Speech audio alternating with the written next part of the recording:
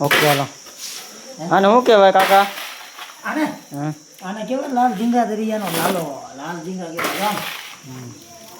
એને પણ એક નંબર. દરિયાના લાલ ઝીંગા તાજા છો. અને ભાવ વધી ગયો હે. કેટલા? રામ કેને જોરદાર. બસ હવે થોડું પાણી છાંટ દઉં.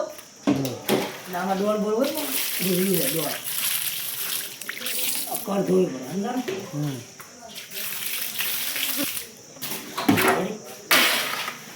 આને આમ બે ત્રણ વાર ઉતારે એટલે આ ઝીંગું બગડે નહીં. એટલો ધોવો એટલું તમારે થઈ જાય. ફાર્મને છે ફાર્મને ભરાઈ જાય આપણે.